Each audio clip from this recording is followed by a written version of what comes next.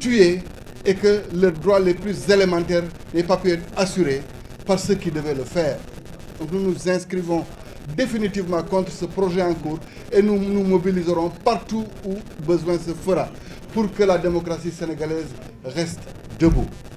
mbokk yi man lii laa amoon pour wax di sant ñëpp di gërëm ñëpp nag di sant kilifa yi fi teew ndax ñoom ñoo waral tey Sénégal daje ndax lii mooy Sénégal ñi jógoon mooy F24 mooy F25 mooy FDD mooy aar sunu élection mooy F25 ñëpp dajaloo ne dañuy bàyyi sunu ay yitte bàyyi suñuy jiital intérêt wu Sénégal ñun ñëpp ñu fàtte suñu bopp pour réew mi loolu moo gën a am solo donc li may ñaan rek sénégalais yi mooy ñu gunge ñu ndax li ñuy xeex ñoom ñoo ko moom seen àq la ak seen yelleef donc ñu dimbali leen que saa yu kenn ci ñoom wootee xam ne ni ñun ñëpp a woote donc bu ñuy tàmbalee sax mooy manifestation FDD moom la ñuy tàmbalee moom la ñuy wane ni Sénégal yëpp mobilisé wu na pour loolu di wax tamit ñii nga xam ne ñoo fi nekk di xalaat ni le 2 avril Macky Sall dina fi jógewu fi tànk taxawuñu pour mu jóge fi ndax ki ñu wax defal nga xaar fukki fan ak ñaar pour woote dialogue ngay xaar lundi pour ñu jébbal le rapport ngay xaaraat après pour joxaat ko constitutionnel conseil constitutionnel mooy amoo benn yéene pour def élection yi avant le 2 avril ni la ko conseil constitutionnel santé donc may ñaan nag sénégalais yi sàmm waa conseil constitutionnel ñun dinañ jéem a sàmm sunu ak sunu yelleef ak sunu sécurité waaye ngalawaay ñaanal leen waa conseil constitutionnel Sénégal sàmm leen ci jàmm ak salaam salaamaaleykum wa rahmatulah.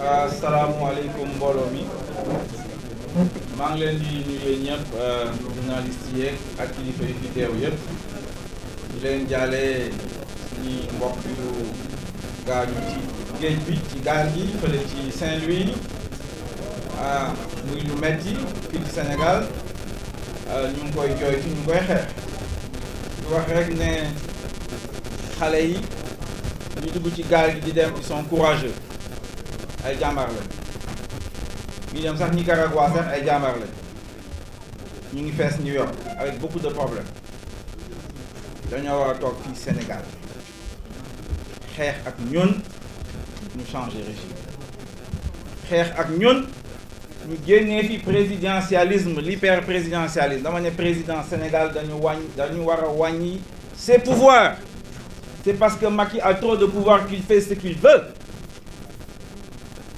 et c'est inacceptable et c'est insupportable ñu góorgóorlu nag andi fi ay usine xale yi liggéey maa ngi gërëm waa FC25 F24 ak suñu élection waa FDD bu ñu demee ba gis ne effectivement xeex bi fu mu toll léegi foog ñu boole suñuy doole dajaloo teg front de résistance mu di ma fàttali nag M23 nii la meloon politique yeeg wala politiciens yi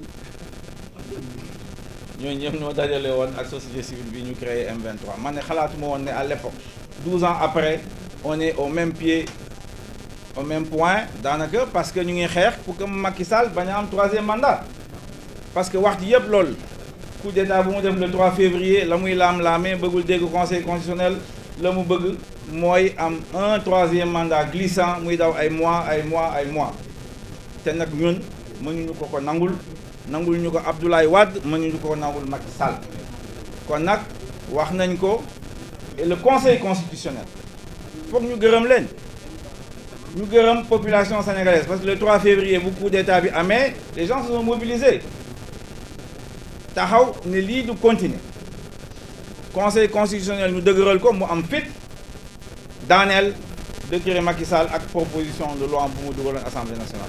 kon nag conseil constitutionnel yéen a ngi may dégg les 7 juges ne craignez rien du tout le peuple est avec vous ce que vous avez dit c'est une décision ça force de loi il faut que Macky Sall organise l'élection avant le 2 avril et après le 2 avril son mandat est terminé ça personne n'en discute. léegi nag xam nañ ne bëggul organiser élection d'ici le 2 avril loolu mooy wax ji kon nag il faut la mobilisation il faut défendre la démocratie, il faut défendre l'état de droit. Nous sommes ici pour ça, nous avons l'expérience.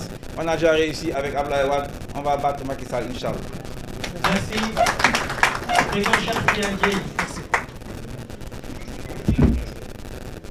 Mesdames et messieurs, Sénégalaises et Sénégalais, ce jour fait partie de ceux qui peuvent rendre toute une nation fière, parce que c'est un jour d'espoir et c'est un jour d'espérance qui renaît. Le monde entier nous a observés ces dernières semaines face à cette agression de Macky Sall, agression contre le peuple sénégalais, agression contre notre constitution. Et le monde se demandait comment le peuple sénégalais réagirait. Et nous avons montré au monde que nous sommes capables de réagir. Nous sommes un peuple de refus, un peuple digne et debout. Nous venons de chanter l'hymne national. Les mots que nous avons dits ont rarement eu autant de portée et de signification. Épaule contre épaule. Sénégal est debout. Nous sommes aujourd'hui debout sous le drapeau pour faire face et défendre la République, pour défendre l'état de droit, pour défendre l'éthique.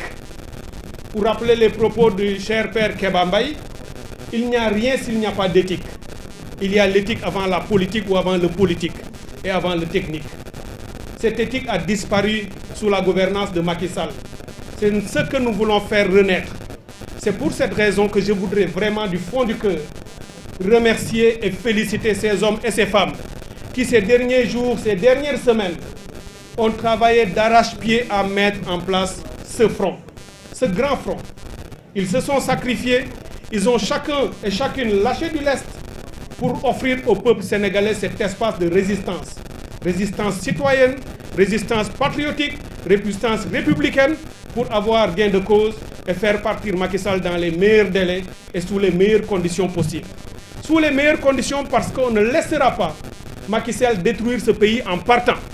Il faut que nous le sachions. L'enjeu, c'est qu'il parte conformément à ce que dit notre Constitution. Il n'aura pas une minute de plus après le 2 avril, mais on ne le laissera pas détruire le pays, faire la politique de la terre brûlée. Le Sénégal restera debout et entier.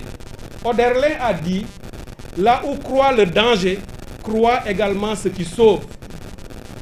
Le danger qui croit, c'est Macky Sall. Et ce qui sauve, c'est le peuple sénégalais et c'est le Conseil constitutionnel. Et je voudrais terminer en disant ceci au Conseil constitutionnel. Vous avez 18 millions de Sénégalais, des bébés aux plus anciens de ce peuple, tous autour de vous, dressant un rempart infranchissable pour vous protéger des manœuvres de Macky Sall et de ses menaces. Tenez debout. N'ayez pas peur, le peuple est avec vous. Vous êtes notre dernier rempart. Dinañ leen jàppale, dinañ leen sant, dinañ leen yokk doole yéen Conseil constitutionnel parce que yéen rek yéen a mën a jël décision bi mën a sauver réew mi parce que askan wi pare na et jotaay bi wone na ko. Kenn du reculer, kenn du dellu ginnaaw, kenn du fi may Macky Sall benn minute au-delà du 2 avril te duñu ko bàyyi mu yàq Sénégal pour dem ndax réew mi ëpp na ko dañ ko jox réew mu dëgër mu taxaw mu ñëpp respecté ci àddina bi bu ko naree yàq dinañ ko nangu ci moom te moom la ñuy génnee incha allah maa ngi leen di sant di leen gërëm merci beaucoup.